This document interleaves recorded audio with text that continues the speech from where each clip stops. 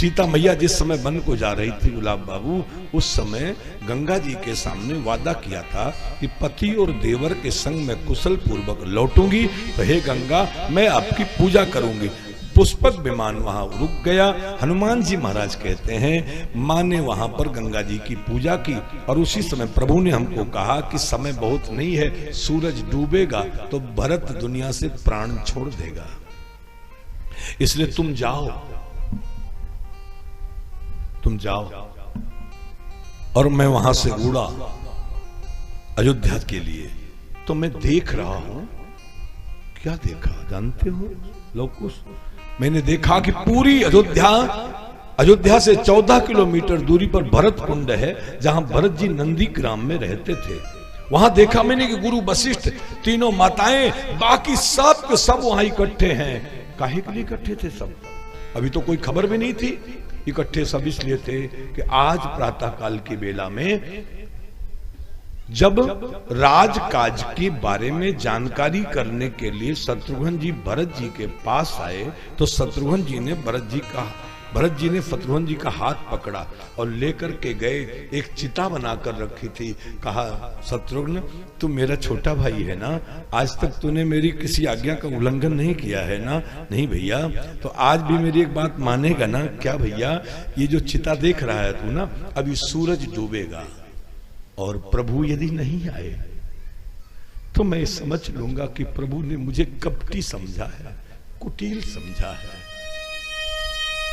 इसीलिए नहीं आए वो लौट कर अयोध्या से उनको लगाव नहीं, घृणा हो गई है। तो सूरज डूबेगा और ये सूर्य वंश का भरत इसी चिता पर जाएगा। तुम्हें माचिस नहीं लगाना है शत्रुघ्न, अपने आप मेरी विराग्नि में ये चिता जलेगी, मैं जल कर समाप्त हो जाऊं। जब मेरे शरीर की राख बन जाए तो तुमसे हमारी विनती शत्रुघ्न, उस राख को उठा लेना और राख को ले जाकर राम घाट पर छिड़क देना। क्या पता कभी प्रभु अयोध्या आने का मन बनाए, सरजू जी नहाने जाएं और वहां राख बालू धूल में मिली होगी, उस पर मेरी चिता के राख पर उनका पैर पड़ जाएगा, मेरी मुक्ति हो जाएगी। मैं समझूंगा मुझे क्षमा कर दिया। ये सूचना जैसे पहुंचाई है शत्रुघ्न जी ने मां कौशल्या जी को, माता कौशल्या जी भाव विह्वल होकर के आई कि मैंने क्या सुना है शत्रुघ्न? मां बिल्कुल सही सुना आपने, कल सायंकाल भरत भैया इस दुनिया में नहीं रहे, उन्होंने प्राण त्याग देने का मन बनाया, यदि भैया नहीं आए तो। हनुमान जी कहते लोकुश भैया, मैं आकाश मंडल में था, मैं सूक्ष्म रूप धारण करके मैंने सब बातें सुनी कि मां कौशल्या भरत को समझा रही हैं, भरत तू नहीं रहेगा तो ये कौशल्या कैसे रहेगी? ये कौशल्या नहीं रहेगी तो कैकेयी कैसे रहेगी? कैकेयी नहीं रहेगी तो सुमित्रा कैसे रहेगी? सुमित्रा नहीं रहेगी तो मांडवी अपने प्राण त्याग देगी, मांडवी अपने प्राण त्यागी तो उर्मिला कैसे रहेगी? उर्मिला अपने प्राण त्यागेगी, श्रुतकीर्ति कहाँ रुकेगी? और बेटा श्रुतकीर्ति प्राण त्याग देगी, तब अवध रहेगा क्या?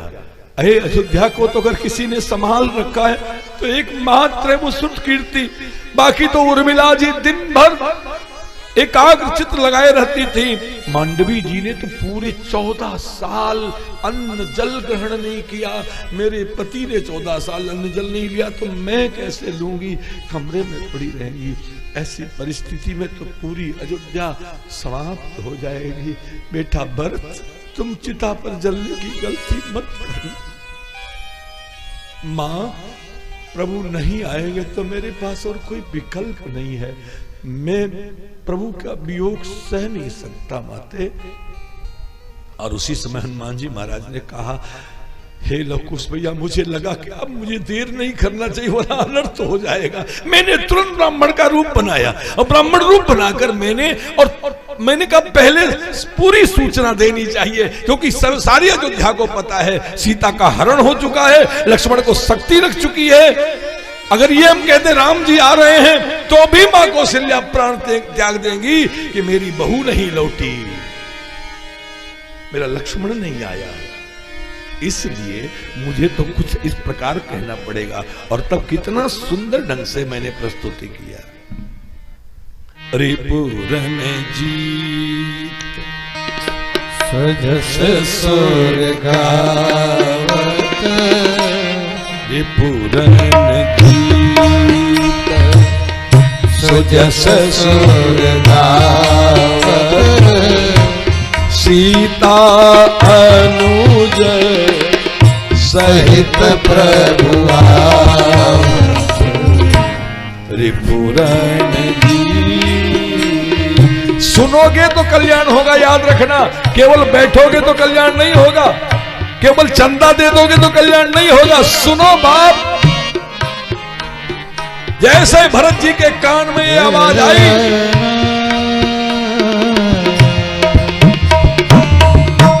रिपुरन जीत सजस सुर गावत, रिपुरन जीत सजस सुर गावत, सीता अनुज सहित प्रभु आवत, सीता अनुज सहित प्रभु आवत, रिपुरन जीत।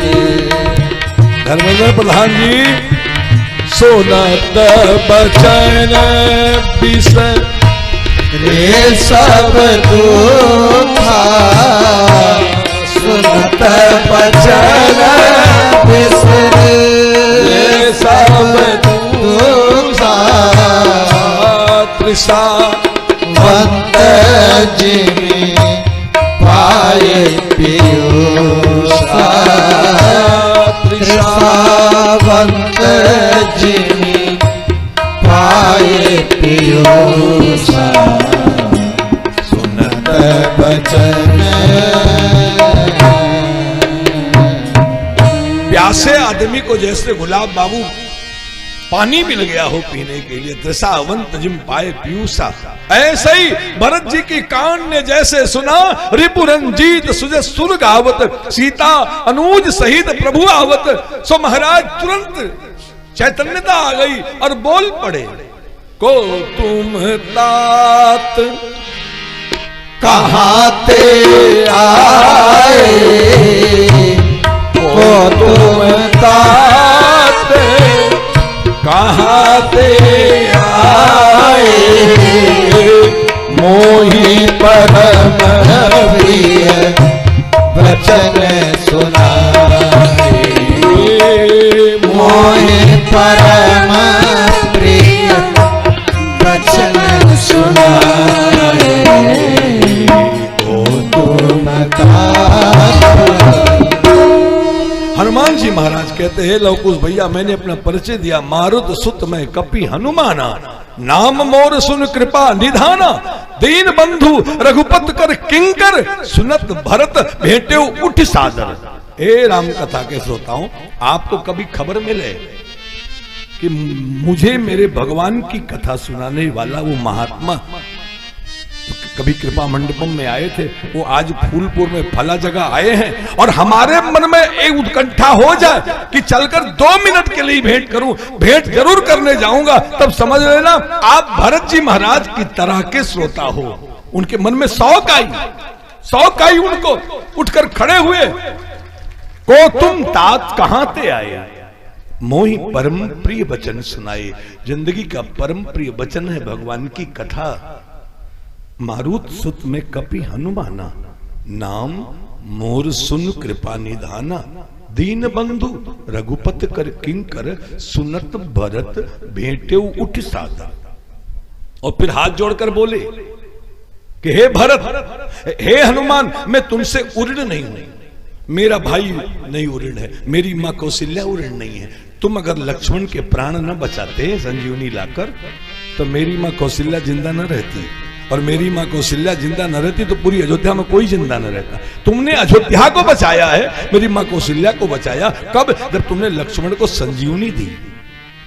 और आज तुम फिर से वही काम कर गए। यदि मैं मृत्यु को प्राप्त होता तो सारी अयोध्या सोनी होती।